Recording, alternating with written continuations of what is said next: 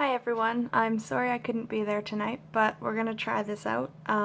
It's definitely not the best circumstance, but hopefully we'll at least be able to get through the rest of the material before the final. So if you remember last class, we were talking about operant conditioning. That was the last thing that we kind of started to talk about. And we said that there are two different types of consequences. One would be the reinforcement, which strengthens the response or makes it more likely to occur, and punishment, which will weaken the response or make it less likely to occur. We had our primary punishers and our primary reinforcers versus secondary reinforcers and punishers, and all that means to say is that the primary ones kind of satisfy biological needs or are inherently punishing, whereas the secondary are learned and are often associated with those primary reinforcers or primary punishers, so they're sometimes known as conditioned reinforcers or punishers. We talked a bit about the fact that there's positive versus negative for both reinforcement and punishment. So with the reinforcement and punishment, whether it's positive or negative doesn't necessarily mean a good or a bad thing. All it means is whether there is a presence of a consequence or a removal of a consequence. So with positive reinforcement, it's the presence of a pleasant consequence, which would make a response more likely, and with negative reinforcement, it occurs when the removal of an unpleasant consequence. So you remove something that isn't pleasant. And the same thing goes for punishment. So with positive punishment, you're presenting an unpleasant consequence, whereas with negative punishment, you're removing a pleasant consequence. So those were the main things to remember, is that reinforcers will always increase behavior, punishments will always decrease behavior, and positive reinforcers and punishments involve giving something away or giving something to the person, versus negative reinforcers and punishment involve taking something away from the person. So we talked a little bit about this stuff, but I'm going to move on to the new material because I don't want to make these videos too long. Right, so this is as far as we got last class. We basically talked about the fact that we have continuous reinforcement, which is when a response is reinforced each time that it occurs, versus intermittent or partial schedule of reinforcement, where you reinforce only some of the responses. You may wait till a specific amount of time has elapsed or a specific number of responses have occurred before you reinforce it, but the key is that it's not being reinforced every time it occurs. So in order to cause a response to be acquired initially, you're going to want to have continuous reinforcement occurring. It will produce the most rapid type of learning, but over time, having an intermittent schedule will make a response more resistant to extinction. Because if you think about it, if you're only giving a person a reward some of the time, they'll continue doing that behavior way more often, with the hopes that they'll eventually get a reward, whereas if you reinforce it every single time and then you take it away just once, they start to realize something is wrong very suddenly, very quickly. So this type of reinforcement may explain why people are attached to lucky objects. So if you wrote a test with a purple pen and you did well on the test, then that test, using that purple pen, that behavior has been reinforced by your good mark on the test, so you may continue to use the pen, and every now and then you'll probably still do really good on the test, so you're kind of intermittently associating that pen with that lucky consequence, that good consequence, so therefore you're going to kind of get attached to it. And Skinner actually was able to create 8 superstitious penguins using this type of reinforcement, which I did mention last class, so I won't get into right now. So the key here is that if you want a response to persist, reinforce it intermittently. If you want it to be extinguished, be careful not to reinforce it intermittently. So if you want that X to stop calling you and they won't give it up, but then one time you answer the phone after 10 calls, that means that they'll probably call you 20 more times just hoping you're going to respond. Whereas if you're consistent with not reinforcing the behavior, it's more likely that the behavior will become extinct. Shaping is a really interesting procedure. Basically, we talk about the fact that obviously there's a lot of complex behaviors that will be very difficult to acquire just by using pure reinforcement or punishment. Obviously, if you wanted, we talk about in the book a cow to milk itself, then you're not going to be able to just wait for them to go up to the machine for milking and milk themselves and then reinforce that behavior. You could be waiting forever just for that to happen so you could reinforce it. So what we do in shaping is that we reinforce tendencies in the right direction, what we call successive approximations. So basically, these are these behaviors that are ordered in terms of increasing similarity or closeness to the desired response. So if you want them to get up on that platform and milk themselves using that machine, Then when they start to go nearer to the platform, you give them a treat. The next time they start to maybe get up onto the platform, you give them a treat. The next time they maybe kind of get themselves almost into the position by the machine that's necessary for milking, you give them a treat. So you're kind of reinforcing step by step as opposed to just waiting for them to go up and get into the machine and milk themselves and then reinforcing it. And this shaping, this type of procedure has been used to teach animals, including humans, how to do a variety of tasks. It has even been used to train cows to milk themselves, like I was talking about. So basically it got to the point that the cow would get up on the platform, put themselves in the position, and if you were reinforcing those behaviors step by step, eventually they were able to actually learn to milk themselves using this type of procedure. So shaping is a really important procedure in operant conditioning. Biological limits on learning. All this is to say is that even though conditioning can teach a lot of animals, including humans, to do some amazing things, there are some limits that it cannot overcome. So for example, fish will never learn how to dance the salsa, no matter how much you try to reinforce. And pigs will have a hard time going against their natural rooting instinct. So with pigs, there was one experiment where they were trying to teach the pig to drop the coin into a box, a wooden coin into a box, and they would drop it, but then they'd start kind of poking at it with their nose and kind of prodding it. And these researchers couldn't understand why, if they were giving the pigs this food, which was a very strong reinforcer for a pig, why they would possibly not do what they were trying to get them to do. But it was because of their natural rooting instinct, which is to kind of scruff around with their noses and kind of rustle things up. So no matter how much you try to reinforce some behaviors and shape behaviors in a certain way, it may not be able to occur if it does go against their natural instincts. So the reversion to instinct that's observed when we try to teach some animals a new task, that's known as instinctual drift. So that type of kind of going back to your instincts. You think about it, you see dogs sometimes in videos who can you can put a steak right in front of them, they won't go towards it, but that would require a lot of shaping to get them to that point, because their natural instinct, regardless of, how much teaching they have, would be to kind of immediately lunge for that steak. So it's going to be a lot harder to teach an animal to do something like that. And if they do revert back to their instincts, even after you think you've taught them how to do something, then that would be this instinctual drift we're talking about. So even humans actually experience limits to operant learning, which are imposed by our genetics, biology, and evolutionary history, as well as our temperaments and dispositions. So your book talks about, for example, if you wanted to try to reinforce belly dancing behavior in someone, well, it's much more likely to occur if they're already an extroverted person. If they're a very introverted person, that may be a behavior that you'll never be able to shape, no matter how much you try to reinforce them. Operant conditioning in real life. There are many ways in which we actually apply the principles from operant conditioning to real world settings, such as the classroom, prison, rehabilitation ward, hospitals, schools. There's many different places in real life in which these operant conditioning principles can be applied. And whenever we apply these principles, it's known as behavior modification or applied behavioral analysis, which you may have heard of before.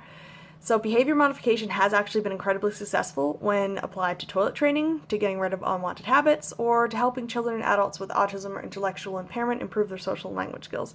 So that you may have heard of applied behavioral analysis specifically. It's known as ABA therapy, and a lot of the times they will hire ABA therapists to work with children with autism to help them improve their social and cognitive language skills. So it is a very important technique that's used in a lot of real-life applications. It has actually even been used successfully to increase seatbelt use in Quebec. So they actually did a study in which if the police pulled you over and you were wearing your seatbelts, you would be given a free scratch ticket, versus obviously if you were not wearing your seatbelt, you'd be given another kind of ticket. And it actually took them from being one of the worst in terms of seatbelt wearing in Canada to the best. They were, I think, at 93% by the end of the study, seatbelt wearing. However, applications of operant conditioning principles to real-world settings can sometimes be less than successful, and it is important for us to examine why. So we know that sometimes you can use reinforcements and punishments in order to condition behavior in humans, but there are also times in which it fails. So that's the next, what we're going to talk about for the next couple of slides. So, the pros and cons of punishment. At times, obviously, punishment has been unquestionably effective.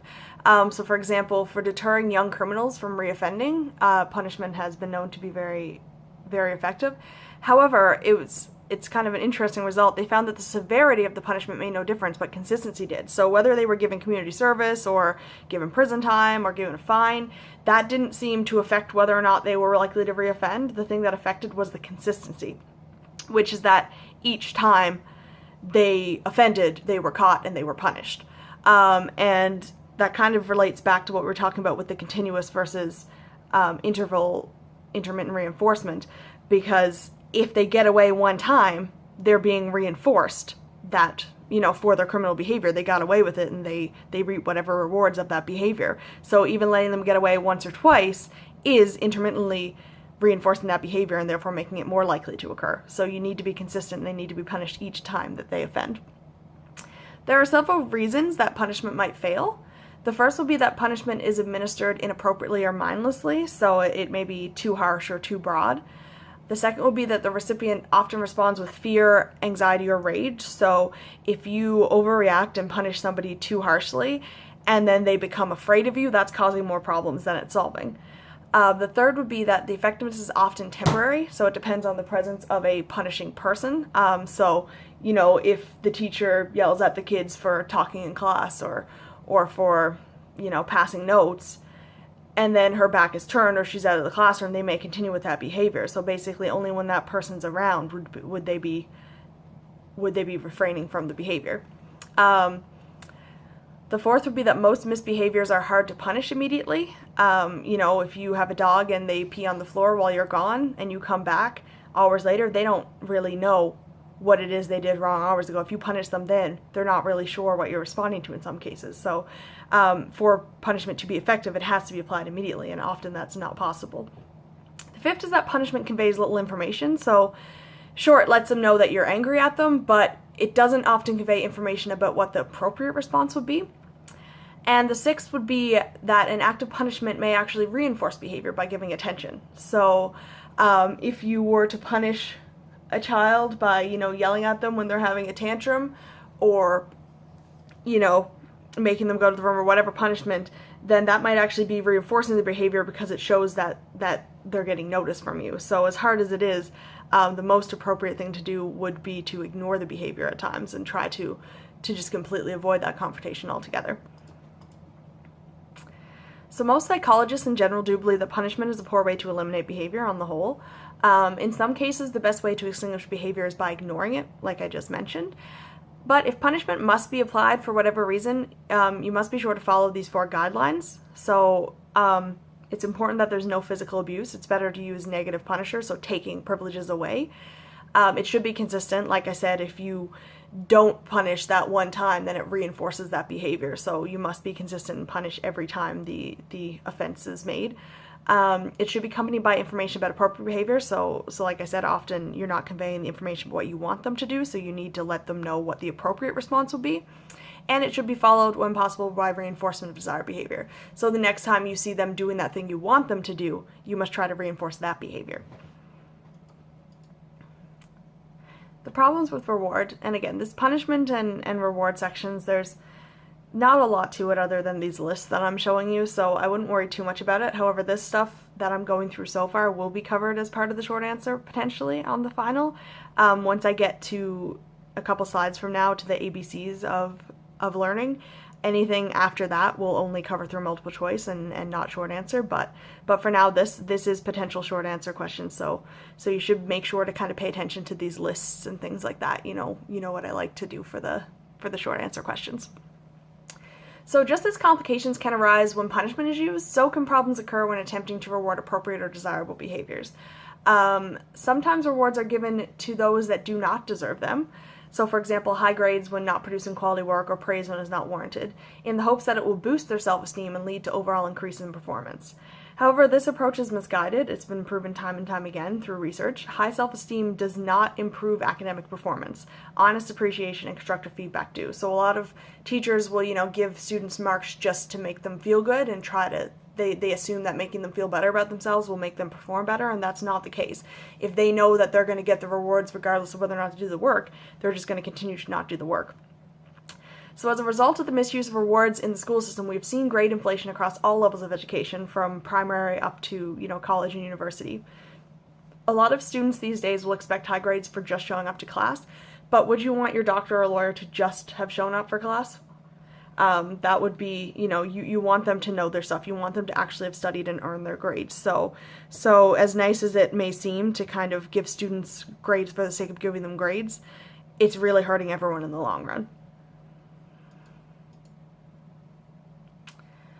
So a few reasons why rewards might backfire. To examine those reasons, we need to talk about the difference between intrinsic and extrinsic reinforcers. So an extrinsic reinforcer would come from an outside source. It's not inherently related to the activity being reinforced. So, for example, being given money to paint a picture for someone. You're not painting that picture for the sake of painting the picture, then you're painting the picture to obtain that reward. So you're getting that outside reward. Whereas an intrinsic reinforcer comes from within. So it's inherently related to the activity being reinforced. So example, painting a picture because you enjoy painting. So you're painting just for the sake of painting, or you play guitar just for the sake of playing guitar. That's intrinsic reinforcement. It makes you feel good. It's inherent. It's internal to you. So while operant conditioning mostly focuses on an extrinsic reinforcer, so we're always talking about giving the money or giving the treat or that type of thing, we also perform tasks every day to obtain intrinsic reinforcers. And studies have shown that praise can affect intrinsic motivation in children. Extrinsic rewards sometimes appear to undermine the pleasure of doing a task. So there was a study in which they gave children a playtime at school, and they were given the choice to play with these colored markers. Or colored pens, I believe it is in the book. They talk about it in your textbook. But they give the children the choice to play with these colored pens, and it appears that they really like playing with colored pens. They choose a lot of the time to play with them kind of their own free will. So then they took some of the children and told them that they would give them a reward for playing with those pens. They would actually reinforce them with some kind of, badge for good behavior or something like that.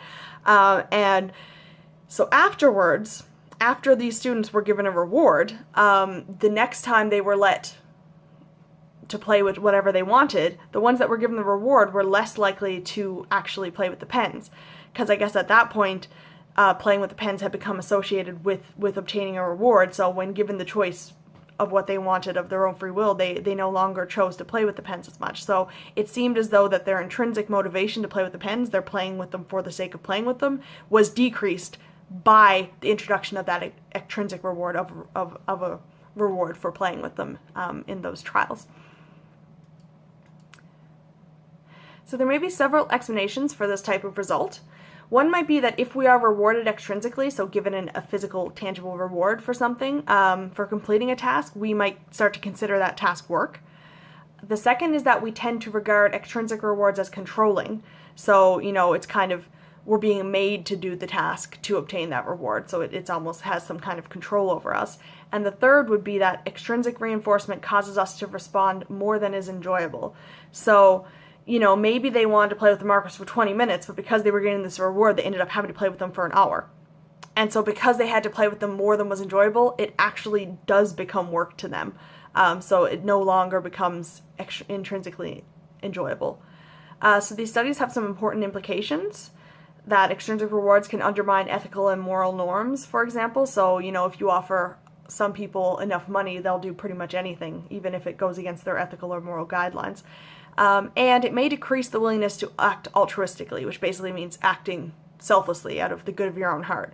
So, if you're getting paid to do a task, say if, you were volunteering in a hospital playing music for some sick long-term patients, and then people started paying you to play your music elsewhere, well, why would you go back and play for the people at the hospital if you could get money for playing elsewhere? I mean, that's a terrible example, but you kind of get the point. I would hope most people wouldn't do that, but still, at times, it does seem like extrinsic motivation, extrinsic rewards may decrease the willingness for us to act selflessly. However, we must be careful not to oversimplify, as always. The effects of extrinsic rewards depend on many factors. So the initial motivation for doing the task, the context in which you're performing the task, and the sincerity of the praise or the reward. And furthermore, rewards for good performance or improvement are not likely to decrease intrinsic. So if you're someone who really loves to play piano and then you're paid to play the piano once, you're probably still going to continue. Your initial motivation was high. It's something that you really enjoy. Whereas with those pens, that was just introduced to them in that circumstance. So it wasn't really something they already had kind of a relationship built up with. And then if you play piano and you're rewarded for your improvement, you know, you've went a level higher in your RCM, or you've actually competed in a competition and won, so you've actually had a good performance. Whereas in the story about the pens and the children, they were just rewarded for playing with the pens in general and not necessarily making a good drawing or improving upon their drawing skills. That's not as likely to decrease intrinsic as well. So if you're actually rewarding, you know, progress or good performance, then that can be kind of a bit more acceptable, I guess. So from now on, what I'm going to start here, there's only 5 slides left, and starting right now is going to be, you know, you're going to need to know the terms and stuff in case of multiple choice, but anything from here on out won't be covered as short answer on the final. Just if you remember kind of some of that stuff about rewards and punishments, the different kinds of reinforcers we talked about there, and the different things for and against punishment, or what you should do for punishment and why punishment might fail. Those are the types of things you're going to want to remember for potential short answer. Anything after this point will not be covered in the short answer on the final. But you will need to know the terms just in case for multiple choice. So the ABCs of learning. So antecedents are basically just any event that precedes behaviors.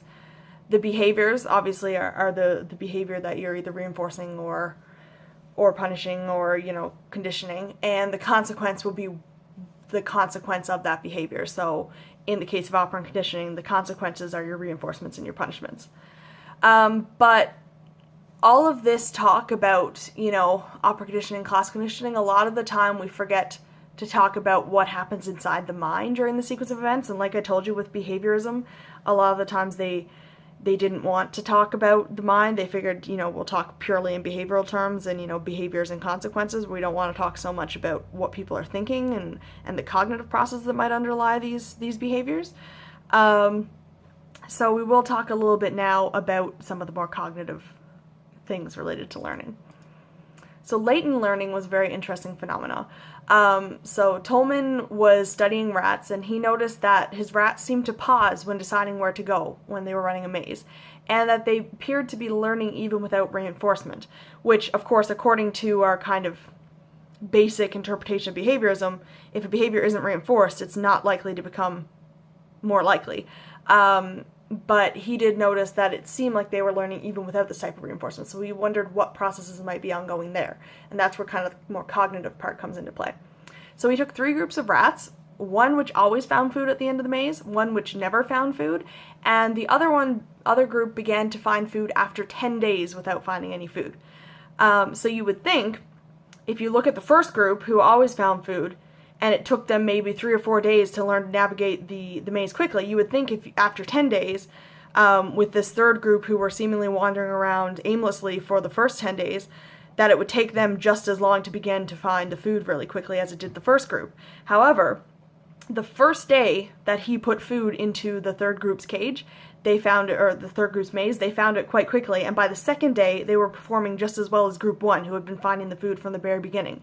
So it seemed that even though they appeared to be wandering aimlessly around the maze for those first 10 days, they probably were learning something about the maze and kind of internalizing it so that once they did start to find food, they were able to very quickly find their way back to that spot at a much faster rate than group 1 had when initially learning the maze. So we say that group 3 had demonstrated latent learning, which basically means learning that is not immediately expressed and occurs without any obvious reinforcement. So even though that they weren't actually being reinforced for any behavior in those first 10 days, and so we would assume based on behaviorism they weren't learning anything, it appears as though they were actually learning and kind of internalizing and mapping out the maze in their heads. They only appeared to be wandering aimlessly because there was no real goal in mind. But obviously, once they had started to receive food, they were able to navigate the maze very quickly, so therefore they must have had some kind of mental representation of the layout of the maze in their heads. So we see this type of learning quite often in humans. It's a bit easier to think of examples in humans. So for example, if you think of the child who watches his father tightening a screw when he's a kid, and then when he grows up he finds that he knows how to do that without everyone ever actually looking at him being like, oh look, this is how you use a screwdriver, this is exactly how. It's that kind of learning where you're not intentionally trying to learn something, but later on you may find that you remember or you've picked up on that skill, almost as if it was passively learned.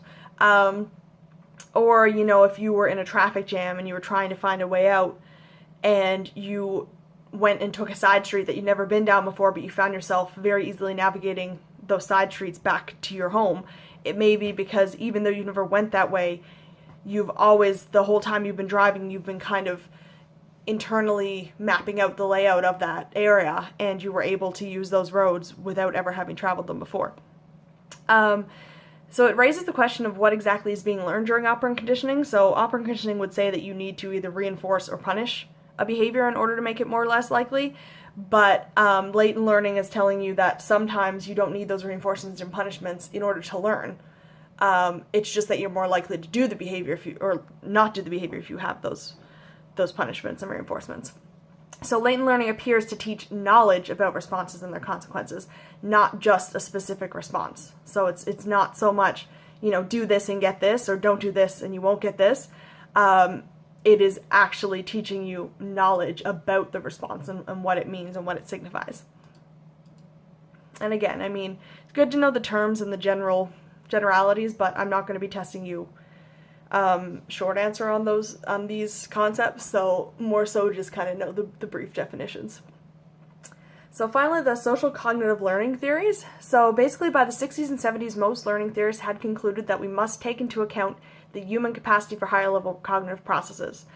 So we're not just saying, you know, do this, get this reward, do this to avoid this punishment, or don't do this to avoid the punishment, you know, what have you. We're not saying, you know, we learn to associate two things and therefore something automatically causes something else. We're saying that we do need to take those cognitive thought processes and beliefs and values into account when understanding human behavior.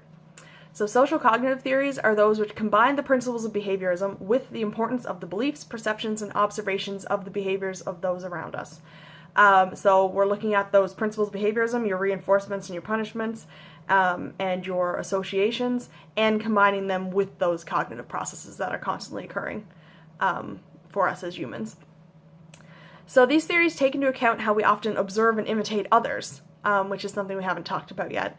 The positive consequences of wanted behaviors in various cognitive processes, including expectations and plans, and help explain why two people who live through the same event may learn entirely different lessons from it. So your book talks about, you know, a dad grounds two of his children, and one of them says, oh, you know, this means that he hates me and gets really angry about it and thinks it's a terrible thing, whereas the other one says, you know what, he's doing this because he cares about me, he worries about me, and he wants me to be safe. So even though this exact same punishment was given to both of them, they interpret it in different ways. So it just illustrates how we do have to take into account the cognitive processes that occur and not just the actual behaviors and consequences themselves when trying to understand how we learn to do what we do. The one who was angry about being grounded might go on to do that behavior just to rebel, whereas the one who thought, you know what, this really means they care about me, maybe I should stop doing it, might be less likely to do the behavior. So your cognitive processes and your attitudes and your expectations and values may actually influence how you react to particular consequences. So, of course, as with everything in psychology, everything is constantly interacting to come together and establish what it is that you're learning and how you're learning it. So finally, observational learning essentially is just when new responses are learned by observing the behavior of another instead of through direct experience. It's also known as vicarious conditioning, because vicarious kind of means you're doing something through somebody else. If you live vicariously, you're living life through someone else, and that they're doing stuff that, you know, you may be too afraid or too worried to try, but you kind of feel like you're experiencing it through them. So vicarious conditioning is the same thing, is that you're watching them do something and learning to do it yourself. So it's conditioning you kind of vicariously. Fears can often be learned in this way. So if you have a mother who was deathly afraid of spiders when you were a kid, and every time she saw a spider, she was just freaking out and screaming, then you're definitely much more likely to become afraid of spiders as well. Because if you're watching her have that reaction, you start to think, why is she having that reaction? And then you may begin to associate the spider with having that reaction, and you start to have that reaction. So it's kind of classical conditioning in a way, but more so through observing rather than the actual pairing of stimuli. And behaviorists think that this type of learning can be explained through stimulus-response terms. So like I said, kind of the stimulus responses in the classical conditioning. But social learning theories say we must take into account the thought processes of the learner. So it's not just you're learning to associate two things, it's that you're actually taking into account what the thought process is going through the brain of the learner in order for them to acquire that response. Observational learning has been implicated in the learning of aggressive behavior. So Albert Bandura has done a lot of research in which he shows children modeling aggressive behavior after watching a parent or adults or even another, I don't think so much another child, mostly adults, but watching someone else behave aggressively. So there have been studies in which children were shown a video of two adults fighting over toys and kind of acting really aggressively and stealing toys from the other kid, and then they're put in a room themselves with a bunch of toys, and you can see them kind of bashing toys around and acting in those same kind of aggressive patterns. And there's another, your book doesn't specifically mention it, but it's called the Bogo doll experiment, in which they're shown a video of an adult just beating up this inflatable doll and just punching it and hitting it and kicking it, and then they're put in a room with that same type of doll afterwards, and they start to mimic those behaviors, kicking and punching and beating the doll. So unfortunately it does seem likely that sometimes children may learn aggressive behaviors by watching an adult or someone else act out those types of behaviors. So that would be a very powerful example of observational learning. And I think this is the last slide here. It's the last section in your book, or last section in your chapter. It basically just talks about, does media violence make you more violent? So obviously a lot of the findings on latent and observational learning can help us think critically about the claims that watching violence in the media can make children violent. So obviously we just talked about watching adults model violence may cause children to behave violently. So now we need to turn to kind of the violence in the media and the violence in video games, that type of thing. So some studies have found that greater exposure to violence in movies and or on television increases the likelihood of a person behaving aggressively. However, other researchers feel that these results have been greatly exaggerated. So there's kind of a debate around this issue. There's been research that have shown that all the factors correlated with aggressive behavior, playing violent video games would be by far the least correlated. So it's actually playing violent video games and behaving aggressively is only correlated by 0.04, which as we know is a very, very weak correlation, versus a correlation of 0.75 for genetic influence and aggressive behavior. 0.58 for perceptions of criminal opportunity and behaving aggressively, and 0.35 for owning a gun and behaving aggressively. So there's a lot of other factors that are much more strongly correlated with behaving violently than playing violent video games. So social cognitive theories basically say that both of these conclusions have merit, and that perceptions and interpretations, dispositions, and contexts all have an effect. So there's a lot of things coming into play. You might have a kid who watches a violent movie and thinks, oh, that's cool, I should try it. You might have another kid who, when violence comes on TV, they turn it off. They don't want to see it. Or you might have some that say, oh, well, that's not real anyway, and they can kind of make that distinction. So really, it does depend on the person, depends on their interpretation and their perceptions. So it's not just as simple as saying one thing causes the other, which, again, as you should know by now, we're talking about correlations. Correlations do not equal causation, and there's always all those confounding variables. So essentially, the main finding, I guess, would be that there's evidence for both sides, and both sides appear to have some value. And that is everything for Chapter 7. Like I said, those last few slides, basically everything from this slide onwards, so the ABCs of learning onwards, is not going to be tested in short answer. It might be a multiple choice on the test. And for your final, I guess a few notes. You need to bring your student ID, which all of you should have by now. If you don't, get in contact with Barry because he should have them all. I've brought them up over the past couple weeks for you. I know we've had a bit of chatter and kind of, carrying on during the last exams, which was fine for the in-class exams, but for the final, we're definitely going to have pretty much complete silence in the classroom. If you have to ask a question, you're going to have to raise your hand and I will come to you. We're not going to have people talking out loud during the final. And we won't be able to have any of our notes, books, or anything on our desk. So it's going to be a bit stricter. There is kind of a specific layout for final exams. But the main things are, like I said, to remember to bring your student ID. And the rest we can discuss at the time. So I will make another video that goes through the examples that I gave you for classical operant conditioning, but for now this is going to be the end of this one. So yeah, if you have any questions, I'll be on the chat for a while with you this evening, and I'm available by email all week. So if I don't hear from you until then, good luck, and I will see you next week in class. Have a great night.